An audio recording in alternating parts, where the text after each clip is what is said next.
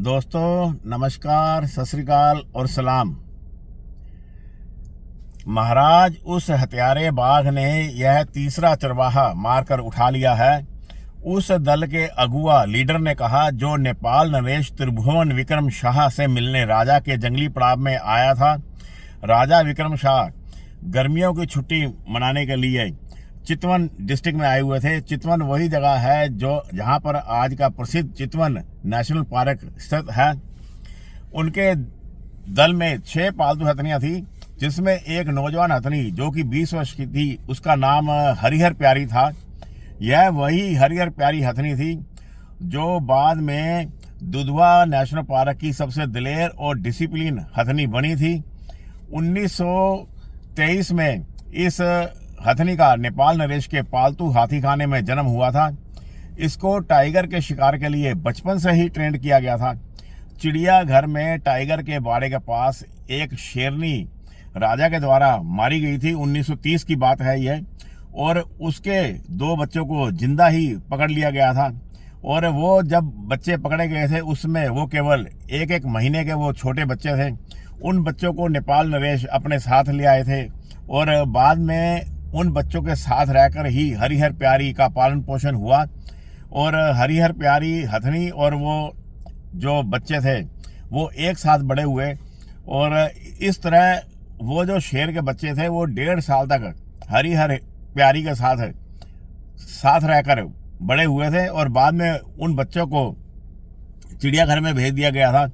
और उन शेर के बच्चों के साथ रहने की वजह से हरिहर प्यारी शेर की आदतों, उनके व्यवहार के बारे में काफ़ी अच्छी जानकार हो गई थी।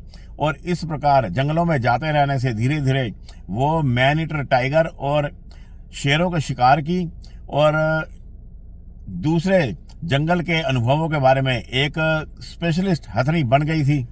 1944 को नेपाल नरेश जो राजा थे उनके द्वारा इस हथनी को, जो भारत का संयुक्त प्रांत था, उनके जो गवर्नर थे गार्नियर, उनको उपहार में दे दी गई थी। और बाद में आज़ादी तक 3 साल तक इस हथनी का उपयोग शेर के शिकार के लिए जो संयुक्त प्रांत के जो गवर्नर थे उनके द्वारा किया जाता रहा। और जब 5-7 जो चरवाहे थे वो अपनी शिकायत लेकर के राजा के दरबार में आए थे, तो राजा के कैंप में उस समय नेपाल नरेश अपना नाश्ता खत्म कर जंगल में जाने की तैयारी कर रहे थे। उन लोगों की बातें सुनकर नेपाल नरेश को आश्चर्य हुआ कि यह कैसा शेर है जो दिन दहाड़े दोपहर को 2 बजे एक चरवाहे को उठाकर ले गया है।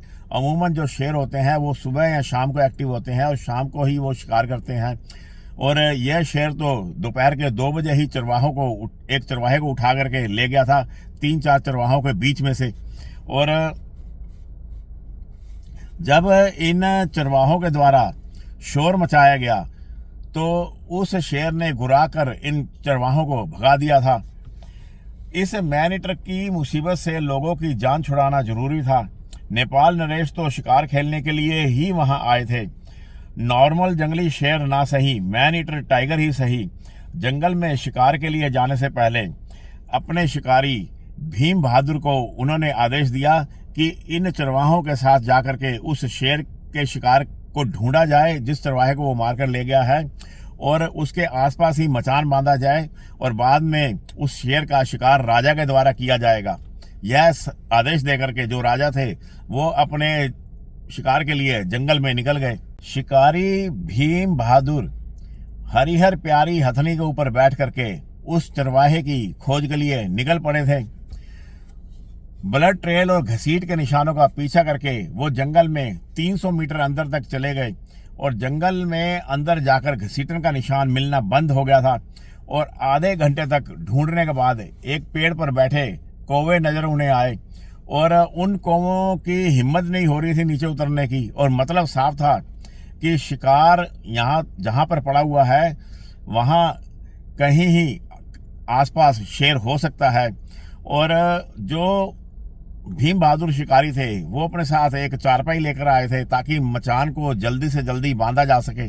उस शेर के द्वारा जो चरवाहा मारा गया था और जहां पर उसकी बॉडी मिली थी उससे करीब 40-50 फीट की दूरी पर एक ऊंचे पेड़ के ऊपर जो शिकारी भीम बहादुर थे उनके द्वारा चारपाई की सहायता से तुरंत मचान बांधा गया और उस मचान को पेड़ के पत्तों से, टहनियों से अच्छी तरह से ढक दिया गया था ताकि शेर को उस मचान का आइडिया ना लगे। और जब भीम बहादुर मचान को बांध रहे थे उस समय वहां से करीब 150-200 गज की दूरी पर हिरणों की लगातार बोलने की, चीतल हिरणों की लगातार बोलने की आवाजें आ रही थी। और उससे भीम बहादुर को यह आइडिया हो गया कि हो ना हो यहाँ 150-200 गज के रेडियस में शेर कहीं भी हो सकता है। और इस प्रकार उस जल्दी से मचान को बांध करके जो भीम बहादुर थे वो हरिहर प्यारी हथनी के ऊपर सवार हो गए और उसके बाद में वो कैंप आ गए। और जब वो कैंप में पहुंचे तो जो राजा विक्रम शाह थे नेपाल के, वो शिकार से वापस आ चुके थे और उन्होंने भीम बहादुर से पूछा कि वहां पे मचान बांध दिया गया है कि नहीं। तो भीम बहादुर ने बताया कि मचान तो वहां बांध दिया गया है और आपसे निवेदन है कि आप जल्दी से जल्दी वहां जाइए, क्योंकि वहां पर जो चीतल हिरण है वो करीब 150-200 गज की दूरी पर लगातार बोल रहे थे, जिससे अंदेशा था कि शेर वहां कहीं आसपास ही था। और वो जो चरवाहे की बॉडी थी उसको भी घास फूस से अच्छी तरह से पत्तों से ढक दिया गया था भीम बहादुर के द्वारा। वो ऐसा इसलिए किया गया था क्योंकि पेड़ों के ऊपर जो कौवे बैठे थे, जो वल्चर बैठे हुए थे या और जो दूसरे जंगली जानवर जैसे गीदड़ हो गया या लकड़बग्घे हो गए, उनसे बॉडी को छिपाने के लिए, बचाने के लिए उसके ऊपर घास फूस का एक ढेर सा लगा दिया गया था और बॉडी को छिपा दिया गया था। और इस प्रकार की व्यवस्था करके भीम बहादुर वापस आ गए थे। तो जो राजा विक्रम शाह थे उन्होंने देरी करना उचित नहीं समझा, तुरंत वो हरिहर प्यारी हथनी के ऊपर बैठ गए और उनके साथ में 2 और हथनियां चली और 3 हथनियों की यह टोली उस घटनास्थल पर आधे घंटे में ही पहुंच गई। और जो राजा विक्रम शाह थे वो अपने साथ में एक 7-8 फीट की एक छोटी सी सीढ़ी भी हाथी के साथ लाए थे और उस सीढ़ी की सहायता से हाथी के ऊपर सीढ़ी को लगा दिया गया और मचान के ऊपर रीच आसानी से पहुंच गई, क्योंकि हाथी की ऊंचाई भी 10 फीट थी और 6-7 फीट ऊंची सीढ़ी लगा करके 16-17 फीट की ऊंचाई तक आराम से राजा की पहुंच बन गई और वो जाकर के अपनी मचान पर बैठ गए। और उसके बाद में वो जो हाथी था उसको हाँक करके जो भीम बहादुर थे वो वापस कैंप की तरफ ले गए और राजा बिल्कुल शांत होकर के वहां पर बैठ गए। और हाथी को हाँकने के बाद में वो जो भीम बहादुर था वो सीधा उस ढेर की तरफ गया जहां पर कि घास फूस के ढेर में उस चरवाहे की बॉडी को छिपा करके रखा गया था। और जब 3 हाथियों के पहरे में भीम बहादुर नीचे उतरे और नीचे उतर करके जब उन्होंने घास फूस को हटाया तो वो अवाक रह गए, हैरान रह गए कि वहां तो बॉडी थी नहीं। और जो चालाक आदमखोर शेर था वो उस घास फूस के ढेर में से इतनी सफाई से बॉडी को निकाल करके ले गया था कि कोई इंसान भी इतनी सफाई नहीं दिखा सकता था। ऐसा जान पड़ता था कि जैसे वो बॉडी खुद चल करके वहां से निकल करके चली गई हो। और इस प्रकार ये सारा बना बनाया खेल खराब हो गया था। तब भीम बहादुर दोबारा राजा के पास पहुंचे और उनको जाके बताया कि बॉडी तो वहां पर है नहीं और जो शेर है वो उसको बॉडी को निकाल करके ले गया है। तो राजा ने भीम बहादुर को बोला कि जब तुम मचान बांध रहे थे तब जरूर कहीं 100-150 गज के आसपास, जैसा कि तुमने बताया है कि चीतल बोल रहे थे, तो शेर होगा। और जब तुम मुझको बुलाने के लिए आए तो शेर पीछे से मौका निकाल करके उस बॉडी को निकाल करके ले गया। और राजा मचान से उतर करके कूद कर हाथी के ऊपर बैठ गए और हाथी पर बैठकर उन्होंने उस बॉडी को ढूंढने के लिए प्रयास करना शुरू कर दिया। पहले तो घिसटन का निशान मिला, क्योंकि उस ढेर में से बॉडी को घसीट करके जब निकाला था तो एक घिसटन का निशान बन गया था। और उसके बाद शेर उस बॉडी को उठा करके ले गया था और निशानों का पीछा करते हुए 200 गज आगे जाकर के जब हरिहर प्यारी एक झाड़ी के पास पहुंचकर खड़ी हो गई और वो सूंड उठाकर स्मेल लेने की कोशिश करने लगी, क्योंकि हरिहर प्यारी वो जितनी भी 7-8 हथनियां थी राजा के कैंप में, उन सब में टाइगर के मामले में ज्यादा जानकार थी, क्योंकि वो 1.5 साल तक टाइगर के बच्चों के साथ रहकर ही पली बड़ी थी और उनकी आदतों, उनके व्यवहार, उनकी स्मेल, खुशबू के बारे में वो अच्छी तरह जानकार हो गई थी। और उसको पता लग रहा था कि इस झाड़ी में कहीं टाइगर छिपा हुआ है। और उसके पीछे 2 हथनियां और थी उसके साथ है, टोटल 3 हथनियां वहां पर आई थी। और जो हरिहर प्यारी थी जब वो 1 मिनट के लिए वहां पर खड़ी होगी, अपनी सूंड को उठा करके गंध लेने की, स्मेल लेने की कोशिश कर रही थी शेर की, तो शेर अचानक से झाड़ियों के बीच में से घुराता हुआ बड़ी तेजी से हरिहर प्यारी की ओर झपटा, क्योंकि हरिहर प्यारी उसमें सबसे आगे खड़ी थी और उसके ऊपर जो महावत बैठा हुआ था उसने हरिहर प्यारी को पूरी तरह से कंट्रोल रखा। और हरिहर प्यारी भी थी जो वो पलट कर भागी नहीं, और उसके पीछे जो हथनियां थी वो शेर की क्रोध भरी गुर्राहट को सुन करके पीछे की तरफ पलट करके भाग गई और हरिहर प्यारी अकेली ही सामने डटी रही। और 5-6 बार शेर कभी झाड़ी में जाता था, कभी आता था और खूंखार निगाहों से हथनी की तरफ बढ़ता था। और जो हरिहर प्यारी थी वो भी अपनी सूंड अंदर की तरफ करके अपना एक पैर आगे की तरफ निकाल करके किक मारने को तैयार रहती थी। और जब शेर ने देख लिया कि उसकी गुर्राहट का, उसकी धमकियों का हथनी पर कोई असर नहीं पड़ रहा है और हथनी वैसे ही निडर होकर के खड़ी है, तो वो झाड़ियों में थोड़ा सा आगे की तरफ खिसक गया और हरिहर प्यारी ने उसका पीछा करना शुरू कर दिया। और शेर झाड़ियों में आगे आगे बढ़ रहा था और हरिहर प्यारी उसके पीछे पीछे जा रही थी। और उस हरिहर प्यारी हथनी के ऊपर यद्यपि राजा बैठे हुए थे और उनको गोली मारने का शेर को कोई अवसर ही नहीं मिल पा रहा था, क्योंकि एक तो शेर घास में आधा छिपा हुआ था, दूसरा जो हरिहर प्यारी हथनी थी वो इतनी बुरी तरह से हिल रही थी कि निशाना लेना मुश्किल हो रहा था। अपने आप को संभाल करके बैठना ही बहुत बड़ी बात थी, अगर पकड़ करके किसी चीज को ना बैठे आता तो ऊपर से गिरने का डर था और फिर बाद में उस शेर का शिकार बन जाने का डर था। इसलिए उस शेर को गोली नहीं मारी जा सकती थी क्योंकि उसका होदा लगातार हिल रहा था।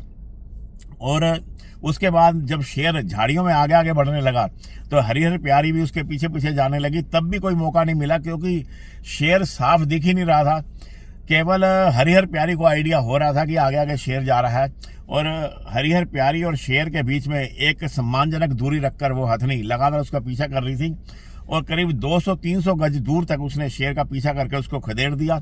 और जब हरिहर प्यारी उस शेर को खदेड़ रही थी तो पीछे जो हथनियां वापस भाग गई थी। पास के पेड़ पर तुरंत उस भीम बहादुर शिकारी के द्वारा मचान बांध दी गई और जब वो मचान रेडी होगी तो आधे घंटे के बाद में जो हरिहर प्यारी थी वो जब पलट करके वापस आई तो उस हरिहर प्यारी हथनी की सहायता से जो राजा थे वो तुरंत मचान के ऊपर चढ़ करके बैठ गए और तीनों हथनियों को लेकर के जो उनके महावत थे वो वापस कैंप की तरफ जाने लगे। और सामने करीब 30-40 गज की दूरी पर घास के किनारे पर ही उस चरवाहे की बॉडी रखी हुई थी, उस बॉडी को थोड़ा सा घसीट करके आगे खुले में कर दिया गया था। और ऊपर से राजा ने देखा कि जब ये तीनों हथनियां हरिहर प्यारी के नेतृत्व में वापस जा रही थी तो शेर घास में से निकल करके वापस आ गया और उन हथनियों के पीछे पीछे चलने लगा। और जब शेर उन हथनियों को पीछा कर रहा था तब भी उसको गोली मारने का कोई मौका नहीं था क्योंकि वो घास में और झाड़ियों की ओट में हो जाता था और बीच में थोड़ा सा कोई खुला स्थान आता था तो नजर आता था, नहीं तो अक्सर वो घास में छिपा रहता था। और उनका पीछा करने के बाद में शेर 15-20 मिनट तक उन हथनियों के पीछे पीछे गया और जब उसको यकीन हो गया कि उसको परेशान करने वाले, उसका शिकार करने वाला जो ये टोली है वो वापस चली गई है, तो शेर बिल्कुल निश्चिंत होकर के आया और आकर के और जैसे ही उसने शिकार को पकड़ा और पकड़ करके वो उसको अंदर की तरफ ले जाने लगा तो जो राजा त्रिभुवन शाह थे उन्होंने तुरंत शेर के कंधे का निशाना लिया और गोली छोड़ दी और गोली सीधी उसके कंधे में जा करके लगी। और गोली लगते ही शेर ने एक छलांग मारी और छलांग मार करके तुरंत जमीन पर आकर गिर गया और निष्प्राण हो गया। और इस प्रकार एक ही गोली में वो शेर नेपाल नरेश राजा के द्वारा मैनीटर टाइगर मार दिया गया। और इस प्रकार वहाँ की जनता को, चरवाहों को इस मुसीबत से छुटकारा दिलाया। लेकिन उस शेर की जो शानदार धारियां थी उसकी फीकी चमक को देख करके राजा को बहुत दुख हुआ और इस शेर की जान तो उस राजा के द्वारा तभी जब्त कर ली गई थी जब उसको पता चला था कि यह शेर लगातार इंसानों को मारता जा रहा है। और इस प्रकार चितवन के उस मैनीटर शेर का राजा त्रिभुवन शाह के द्वारा शिकार कर लिया गया। और इस शिकार में उस हरिहर प्यारी हथनी की प्रमुख भूमिका रही थी। और उसके एक साल के बाद यानी 1944 को उस हथनी को जो संयुक्त प्रांत था भारत का, आजकल का उत्तर प्रदेश है, उसका जो गवर्नर थे उनका नाम मॉरिस गार्नियर था, उनको भेंट में उपहार में दे दिया गया था। और मॉरिस गार्नियर उसको लेकर के इंडिया आ गए और उसके ऊपर बैठ करके अक्सर वो बहराइच के जंगलों में और जो दुधवा का इलाका है आजकल, वहाँ के जंगलों में शेर का शिकार वो किया करते थे। और आज़ादी के बाद में वो जो हथनी थी वो दुधवा नेशनल पार्क की प्रॉपर्टी बन गई। 1946 में सर फ्रांसिस, वो भी संयुक्त प्रांत के गवर्नर थे। 1946 में वो बहराइच के जंगलों में इसी हरिहर प्यारी हथनी के ऊपर बैठ करके शेर का शिकार करने के लिए गए थे। और वो एक नॉर्मल शेर था, मैनीटर नहीं था। और 8 हाथियों का एक दल शेर का शिकार करने के लिए बहराइच के जंगलों में गया। और एक हाथी के ऊपर जो सर फ्रांसिस थे वो बैठ गए, मोर्चा लेकर के, राइफल लेकर के। उसके होदे के ऊपर एक लकड़ लगी थी, उसके ऊपर उन्होंने राइफल रखी और निशाना लेकर के बैठ गए। और बाकी जो 7 हाथी थे वो उन्होंने एक यू शेप में एक घेरा बनाया, बीच बीच में थोड़ा डिस्टेंस रखा। और ग्रासलैंड में एक रात पहले ही एक कटरा बांध दिया गया था। और शेर के द्वारा जब उस कटरे को मार दिया गया था तो शेर उसी ग्रासलैंड के अंदर छिपा हुआ था, तो उसको हाके के द्वारा उसको धीरे धीरे प्रेस करती जा रही थी। और जो यू शेप का जो एक घेरा बनाया था हाथियों के द्वारा, और उसके बीच का जो यू शेप का जो खुला एरिया था, उसी एरिया की तरफ वो जो सर फ्रांसिस थे वो बैठे हुए थे। और शेर को ये 7 हथनियां धकेल करके सर फ्रांसिस की तरफ ले जा रही थी।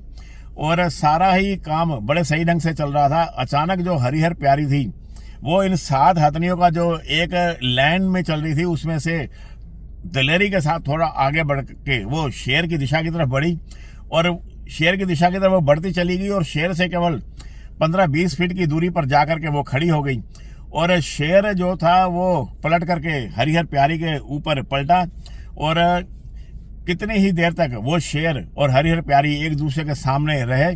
और उसके बाद में जो शेर था वो फिर जब वापस पलट करके उस घेरे के, उस जो यू शेप था, यू शेप का जो ओपन एरिया था, उस फ्रांसिस जो गवर्नर थे उसकी दिशा की तरफ वो जाने लगा, तो हरिहर प्यारी फिर तेजी से शेर की तरफ आगे बढ़ी। और शेर ने अब इस हरिहर प्यारी हथनी से ही निपटने का फैसला लिया। और बड़ी तेजी से भागता हुआ शेर जो था वो हरिहर प्यारी की ओर झपटा। और हरिहर प्यारी ने अपनी सूंड को वैसे ही अंदर की तरफ करके एक जोरदार किक मारने के लिए जब उसने अपना अगला पैर चलाया तो जो शेर था उसके अगले पैर से चिपट गया। और उसके अगले पैर में 2 उसने नाखून चुभो दिए। और जो हरिहर प्यारी हथनी थी वो दर्द से चिंगार उठी, लेकिन वो पलट करके नहीं भागी। और उसके बाद में उसने अपनी सूंड को जो गोल कर रखी थी उसको खोल करके उसका एक जोरदार प्रहार किया उस शेर के ऊपर। और शेर करीब 4-5 फीट की दूरी पर जाकर गिरा। और उसके बाद वो शेर तेजी से फिर उठा और उठ करके हरिहर प्यारी की तरफ फिर पलटा। और हरिहर प्यारी की तरफ पलट करके उसने वैसे ही उसके पैर को फिर पकड़ने की कोशिश की, लेकिन इस बार हरिहर प्यारी के पैर की एक जोरदार किक शेर को पड़ी। और वो जो शेर था वो 20-22 फुट की दूरी पर फुटबॉल की तरह उछल करके जा पड़ा। और उसके बाद वो हरिहर प्यारी हथनी तेजी से उस शेर की तरफ बढ़ी, लेकिन उसके महावत द्वारा उसको कंट्रोल कर दिया गया था। और इस सारी गड़बड़ में खूब शोर शराबा हुआ। और जो सर फ्रांसिस थे वहां से करीब 200-250 फीट की दूरी पर खड़े थे। वो यू शेप जो बना रखा था उसके जो ओपन एरिया था वहां पर खड़े थे, जिधर कि उस शेर को एक प्रोग्राम के तहत धकेल करके लेके जाना था। वो तेजी से बढ़ते हुए आए और जो हरिहर प्यारी थी उसकी जोरदार किक से वो जो शेर था कुछ क्षण के लिए बेहोश हो गया। और बाद में कुछ सेकंड के बाद में वो शेर लड़खड़ाता हुआ उठा, लेकिन उसके अंदर अब हरिहर प्यारी पर पलटकर हमला करने की हिम्मत नहीं रह गई थी। और इतने में जो सर फ्रांसिस थे जो संयुक्त प्रांत के गवर्नर थे वो भी आगे थे। और उन्होंने अपनी 375 बोर की राइफल के साथ में उस शेर को गोली मार दी और उसका शिकार किया गया। और इस प्रकार इस शेर के शिकार में उस हरिहर प्यारी की हथनी की हिम्मत को देख करके उस सर फ्रांसिस ने भी उसकी काफ़ी सराहना की थी। और पहले तो जो सर फ्रांसिस थे उनको काफ़ी गुस्सा आया था कि ये सारा प्रोग्राम उसे हथनी की वजह से खराब हो गया है, लेकिन बाद में जब उसको हथनी की दिलेरी के बारे में पता चला तो उन्होंने उसे हथनी की भूरी भूरी प्रशंसा की थी। बाद में जब 1947 में भारत आज़ाद हो गया तो ये जो हरिहर प्यारी हथनी थी ये दुधवा पार्क को सौंप दी गई। और दुधवा पार्क के अंदर कुछ टाइगर मैनिटर हुए थे और उनमें से एक प्रसिद्ध टाइगर था जो कि सुहेली की एक नरबक्षी बाघिन थी जिसने कि 22 इंसानों को मारकर खाया था। उस सुहेली की नरबक्षी बाघिन को, शेरनी को मारने में इस हरिहर प्यारी की पूरी भूमिका रही थी। और उस सुहेली की नरभक्षी बाघिन को किस प्रकार मारा गया यह मैं आपको अगले पार्ट में बताऊंगा। और उस सुहेली की नरभक्षी बाघिन ने, शेरनी ने, 2 दुधवा पार्क के कर्मचारियों को दुधवा पार्क के कंपाउंड में आकर के उठा लिया था और मारकर खा लिया था। और बाद में उसको कैसे ढूंढ करके हरिहर प्यारी की सहायता से मारा गया यह मैं आपको अगले अपने ब्लॉग में बताऊंगा। तब तक अपना ख्याल रखना मेरे दोस्तों। नमस्कार, सत श्री अकाल और सलाम दोस्तों।